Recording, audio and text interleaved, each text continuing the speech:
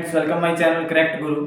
आज हम डिस्कस करेंगे डिस्पर्सन ऑफ लाइट का कंसेप्ट। ये जो डिस्पर्सन ऑफ लाइट का कंसेप्ट है वो फिजिक्स का कंसेप्ट है, भौतिकी विज्ञान का, और ये जनरल साइंस से रिलेटेड कंसेप्ट चल रहे हैं और ये ऑल कॉम्पिटिटिव एग्जाम से रिलेटेड क्लासेस चल रही है। Lab assistant, SSC, MTS, railway, इन सभी एग्जाम के लिए महत्वपूर्ण क्लासेस हैं। तो डिस्पर्सन ऑफ लाइट को हिंदी में क्या कहते हैं? विक्षेपण।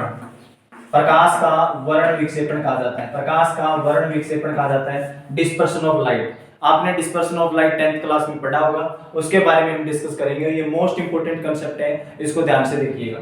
विक्षेपण, विक्षेपण क्या होता है? Dispersion of light. पहले हम बात करते हैं डिस्पर्सन ऑफ लाइट से पहले मैंने आपको एक चैप्टर करवाया था, एक क्लास करवाई थी। उस क्लास का नाम है lens and mirror. Lens and mirror के कंसेप्ट में मैंने आपको रिफ्लेक्शन ऑफ लाइट और रिफ्लेक्शन ऑफ लाइट के बारे में बताया था।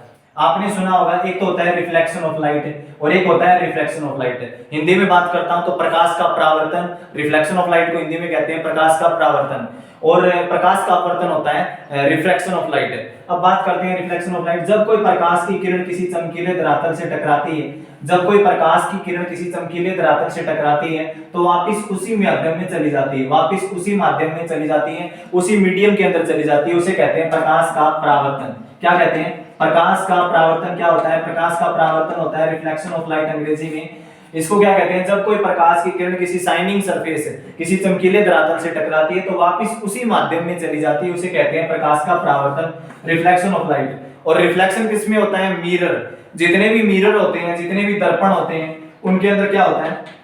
उनके अंदर क्या होता है? रिफ्लेक्शन होता है। क्या होता है? रिफ्लेक्शन होता है, क्योंकि उसकी एक साइड क्या होती है? पॉलिश होती है, और दूसरी साइड क्या होता है? रिफ्लेक्टेड सरफेस होता है। वहां से लाइट क्या होगी? टकराएगी और वापस चली जाएगी, और जिस कारण हमारा उसके अंदर क्या दिखेगा? प्रतिबिंब दिखेगा दर्पण के अंदर। क्लियर होगी बातें? अब बात करते हैं refraction of light. Refraction of light का मतलब क्या होता है? जब कोई प्रकाश की किरण किसी धरातल से टकराती है तो टकराती है और एक मीडियम से दूसरे मीडियम में चली जाती है। जब कोई प्रकाश की किरण एक माध्यम से दूसरे माध्यम में चली जाती है, जब कोई प्रकाश की किरण एक माध्यम से दूसरे माध्यम से, one medium to another medium, एक माध्यम से दूसरे माध्यम में जब कोई प्रकाश की किरण जाती है तो उसे कहते हैं प्रकाश का अपवर्तन। क्या कहा जाएगा?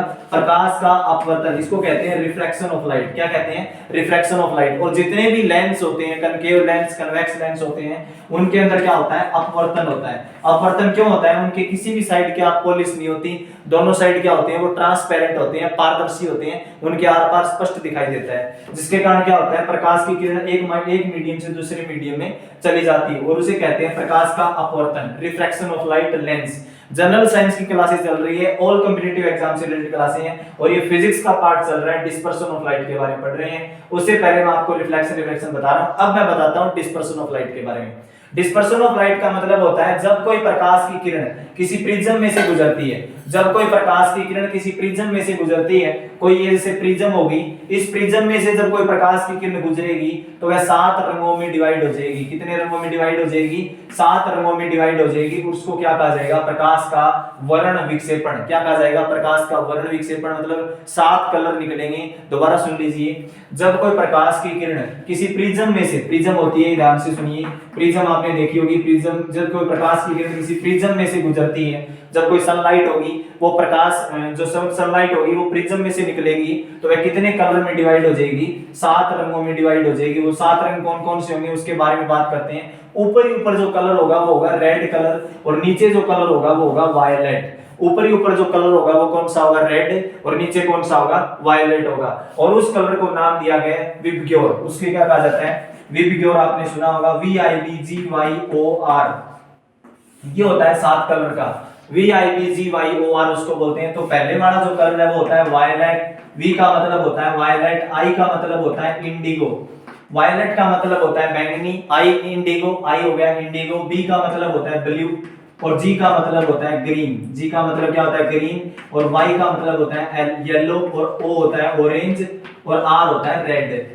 ये 7 कलर होते हैं। ये 7 कलर क्या होते हैं? जब कोई प्रिज्म में से सनलाइट निकलेगी, प्रकाश की जो किरण है, सूर्य की जो किरण है, सनलाइट है, वो जब गुजरेगी प्रिज्म में से तो वो 7 कलर में डिवाइड हो जाएगी। वो 7 रंग ये रहे, violet, indigo, blue, green, yellow, orange और रेड। इसको बोलते हैं, वायलेट को कहते हैं बैंगनी, नीला, बैंगनी, आसमानी, नीला, हरा, पीला और नारंगी और लाल, ऐसे बोलेंगे। ठीक है, ये याद रख लेना। 7 कलर निकलेंगे प्रिज्म, जब प्रिज्म में से, और कैसे क्या होगा उसमें? क्या होगा? प्रिज्म में प्रकाश का परावर्तन नहीं नहीं होगा, उसमें क्या होगा, प्रकाश का अपवर्तन होगा, क्योंकि उसमें लाइट क्या होगी, क्रॉस होगी, लाइट क्या होगी, क्रॉस होगी, एक मीडियम से दूसरे मीडियम में चली गई, और उसको कहते हैं डिस्पर्शन ऑफ लाइट। क्या कहते हैं, डिस्पर्शन ऑफ लाइट। एग्जांपल बता देता हूं, इसका जो नेचुरल घटना है, इसकी जो नेचुरल इवेंट है वो क्या है, इंद्रधनुष का बनना। अगर प्रकाश का जो वर्ण विक्षेपण है उसकी जो नेचुरल घटना क्या होगी, इंद्रधनुष का बनना। इंद्रधनुष आपने सुना होगा, रेनबो की बात कर रहा हूं, रेनबो होता है अंग्रेजी में इंद्रधनुष। इंद्रधनुष जो बनता है तो वो किसके कारण बनता है, प्रकाश के वर्ण विक्षेपण के कारण बनता है। वर्ण का मतलब हो रहा है कलर की बात की जा रही है यहाँ पे, कलर। तो अब मैं आपको बताता हूं, जब प्रिज्म में से 7 रंगों की पट्टी मिलती है, तो 7 रंगों की पट्टी है, उस पट्टी को क्या नाम दिया गया है, वर्णक्रम। कई बार एग्जाम में भी पूछा जाता है कि जो 7 रंगों की पट्टी प्राप्त होती है प्रिज्म में से, 7 रंगों की पट्टी कौन सी है, जो प्रिज्म में से 7 रंग की जो लाइट निकलती है उसमें जो वर्णक्रम, मतलब पट्टी को क्या बोलेंगे, वर्णक्रम बोलेंगे, और अंग्रेजी में होगा स्पेक्ट्रम। अंग्रेजी में क्या बोलेंगे, उसको स्पेक्ट्रम कहा जाएगा। अंग्रेजी में क्या कहा जाएगा, स्पेक्ट्रम कहा जाएगा। वर्णक्रम का मतलब होता है जब कोई लाइट है वो प्रिज्म में से निकलेगी तो वो 7 रंगों की पट्टी है वो क्या कहलाएगी, वर्णक्रम या स्पेक्ट्रम कहलाएगी। ये 7 रंगों की पट्टी है, ये क्या कहलाएगी, वर्णक्रम या स्पेक्ट्रम कहलाएगी। समझ में आ गया होगा आपको यहाँ तक। और ये जो बातें हैं, जो डिस्पर्शन ऑफ लाइट के बारे में जो बात बता रहा है ये जो वैज्ञानिक है, उस वैज्ञानिक का नाम क्या है, पहले आपको पता होना चाहिए। जो केमिस्ट्री का है, फिजिक्स का है, बायोलॉजी का है, किस क्लास किस कैटेगरी का कंसेप्ट है, साइंस की कौन सी कैटेगरी में आता है, फिजिक्स में आता है। डिस्पर्शन ऑफ लाइट किस में आता है, फिजिक्स में आता है। तो फादर ऑफ फिजिक्स कौन था, आइजैक न्यूटन।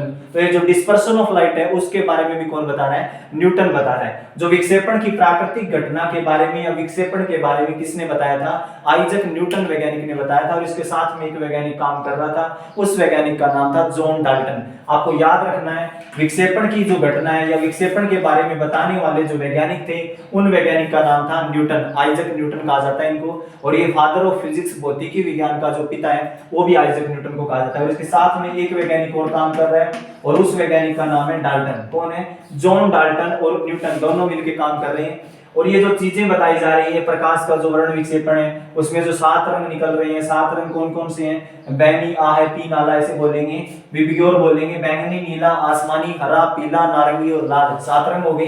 ये जो 7 रंग के बारे में, और ये जो वर्णक्रम है, ये जो स्पेक्ट्रम है, उनके बारे में बताने वाला जो वैज्ञानिक है वो कौन है, आइजैक न्यूटन और डाल्टन साथ में काम कर रहे हैं। अब हम आगे बढ़ते हैं।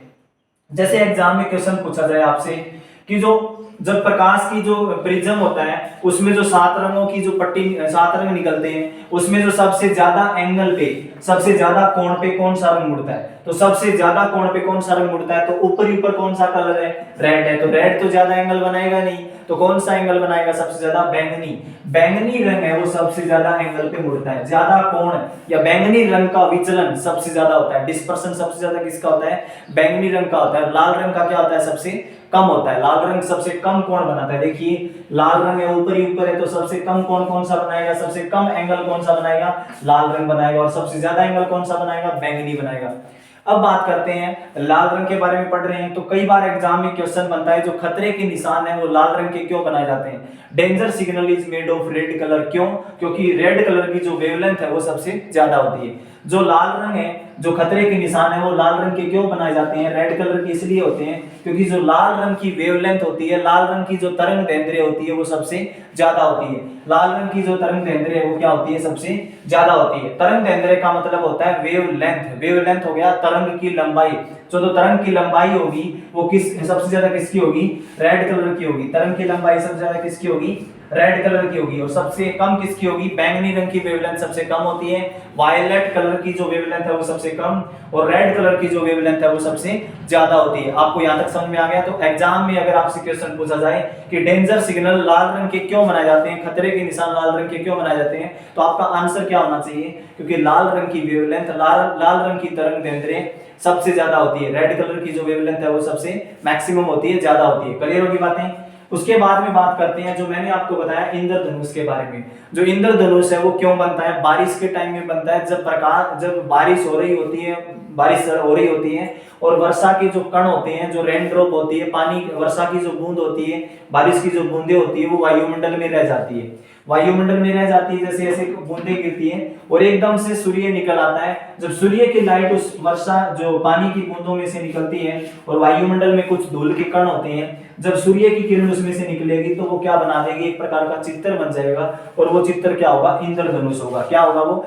इंद्रधनुष होगा। और हमेशा याद रखना, सूर्य की विपरीत दिशा में इंद्रधनुष बनता है। हमेशा सूर्य की विपरीत दिशा में क्या बनता है, इंद्रधनुष बनता है। जैसे मान लो पूर्व में अगर सूर्य उदय हो गया तो इंद्रधनुष कहां बनेगा, पश्चिम दिशा की तरफ।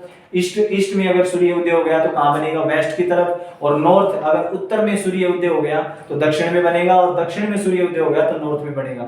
हमेशा सूर्य की विपरीत दिशा में क्या बनता है, रेनबो बनता है, इंद्रधनुष बनता है। तो ये जो विक्षेपण of light, dispersion of light का कंसेप्ट है, विक्षेपण वाला, अगर आपको ये कंसेप्ट अच्छा लगा हो, अगर आपको ये क्लास अच्छी लगी हो फिजिक्स की, तो अगर आपको ये फिजिक्स की क्लास अच्छी तरह से आपको समझ में आई हो, फिर मिलते हैं नई अपडेट्स के साथ। अगर आप इस क्लास को, इस चैनल को सब्सक्राइब करें, फिर मिलते हैं नई अपडेट्स के साथ। Thank you.